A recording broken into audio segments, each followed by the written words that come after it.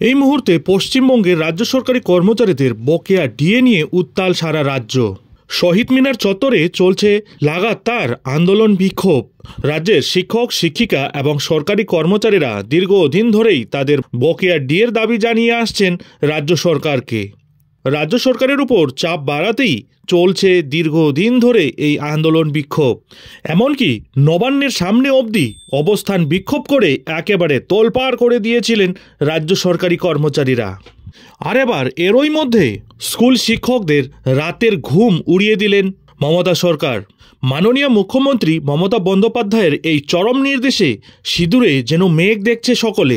এমন কি নির্দেশ দিলেন মমতা সরকার যাতে স্কুল শিক্ষকদের রাতের ঘুম উড়ে গেল? সম্পূর্ণ বিষয়টি ডিটেলসে আলোচনা করব। তার আগে চ্যানেলে নতুন হলে চ্যানেলটিকে সাবস্ক্রাইব করুন এবং বেল আইকনটি বাজিয়ে অল নোটিফিকেশন অন করে দিন এই ধরনের গুরুত্বপূর্ণ আপডেটগুলি ঠিক সময় মতো পেতে। ইতিমধ্যে 2024 শেষ হয়ে গেল আর 2025 শুরু হতেই নতুন বছরের একাডেমিক ক্যালেন্ডার এবং টিচার্স ডায়েরি প্রকাশ করেছে মধ্যশিক্ষা পর্ষদ। মধ্যশিক্ষা পর্ষদের তরফ থেকে পশ্চিমবঙ্গের প্রত্যেকটি স্কুল শিক্ষক এবং শিক্ষিকাদের জন্য আবারও নতুন নিয়ম জারি করা হয়েছে, যাতে পর্যায়ক্রমিক মূল্যায়ন, ক্লাসের সময়, নম্বর বিভাজনের পাশাপাশি আরও বেশ কয়েক দফা নির্দেশ জারি করা হয়েছে। এবার সেই নির্দেশিকা বাধ্যতামূলকভাবে সকলকে মানতেই হবে। সেই নির্দেশিকা সামনে আসতেই এবার ঘুম উড়েছে স্কুলের শিক্ষকদের। এবার প্রশ্ন হলো, কি রয়েছে সেই নির্দেশিকাতে? সূত্রের খবর অনুযায়ী মধ্যশিক্ষা পর্ষদ বেশ কিছু নিয়ম চালু করতে চলেছে রাজ্যের শিক্ষক শিক্ষিকাদের জন্য। বিশেষ করে স্কুলে আসা এবং স্কুল থেকে বেরিয়ে যাওয়ার যে নির্দিষ্ট সময়সীমা, সেখানে কিছুটা পরিবর্তন নিয়ে এসেছে শিক্ষা দপ্তর। বহুদিন থেকেই অনেক অভিভাবকের অভিযোগ ছিল যে স্কুলে সঠিক সময়ে শিক্ষক এবং শিক্ষিকারা আসছেন না। আবার স্কুলে এলেও স্কুল ছুটির অনেক আগেই স্কুল ছুটি নিয়ে তারা বেরিয়ে যাচ্ছেন। এই সমস্ত গুরুত্বপূর্ণ বিষয় পর্যালোচনা করার পরেই শিক্ষা দপ্তর নতুন নির্দেশিকা এবার জারি করল। পর্ষদের তরফ থেকে জারি করা নির্দেশিকায় টিচারদের স্কুলে ঢোকার সময় বেঁধে দেওয়া হয়েছে। বলা হয়েছে, প্রত্যেক স্কুল শিক্ষক শিক্ষিকাদের সকাল 10:35 মধ্যেই স্কুলে ঢুকতে হবে। প্রার্থনা শুরু হবে 10:40। যদি তারপরে কোনো শিক্ষক বা শিক্ষিকা স্কুলে ঢোকেন তাহলে তাকে লেট মার্ক দেওয়া হবে। আর যদি বেলা 11:15টার সময় ঢোকে তাহলে উপস্থিত ধরা হবে না। পাশাপাশি কতক্ষণ স্কুলে থাকতে হবে সেই বিষয়েও বলা হয়েছে।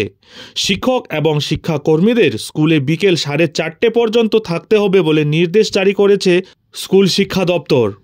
একই সাথে মাধ্যমিক পরীক্ষার সময়ে শিক্ষকদের কী কী দায়িত্ব পালন করতে হবে তাও বিস্তারিতভাবে নির্দেশিকায় জানানো হয়েছে।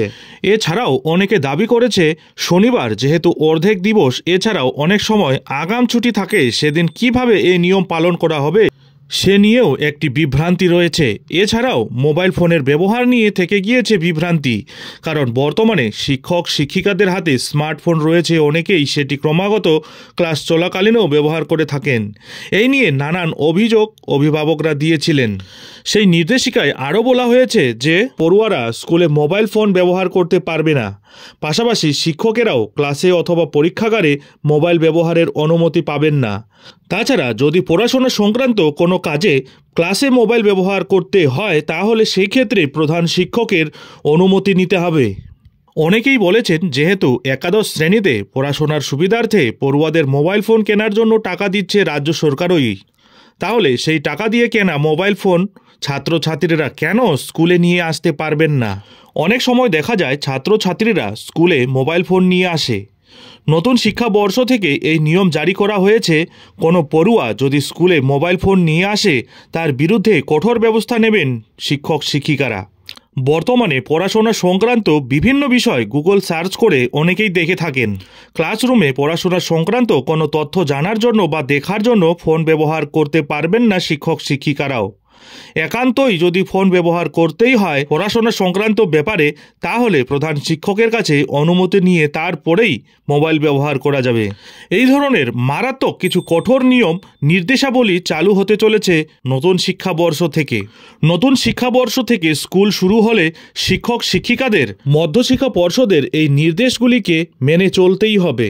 সেই সাথে পড়ুয়াদেরও নিয়ম নীতিগুলো মেনে চলতে বাধ্য করা হবে। আর শুধু স্কুল শিক্ষক শিক্ষিকাদের ক্ষেত্রে ক্ষেত্রে এই নিয়ম নয়, পড়ুয়াদের জন্য কিছু নিয়ম আনা হয়েছে, যা স্কুল চালু হলে এই নিয়ম সম্পর্কে আরও স্পষ্ট ধারণা দেওয়া হবে বলে জানানো হয়েছে। এই নিয়ে নানান বিতর্ক উঠে গিয়েছে। তবে মধ্যশিক্ষা পর্ষদের নির্দেশিকা অনুযায়ী এবার শিক্ষক শিক্ষিকাদের স্কুলে আসা এবং স্কুল থেকে বেরিয়ে যাওয়ার ক্ষেত্রে যে নতুন সময়সীমা জারি করা হয়েছে সেটি কড়াভাবে মেনে চলার নির্দেশ দিয়েছে শিক্ষা দপ্তর।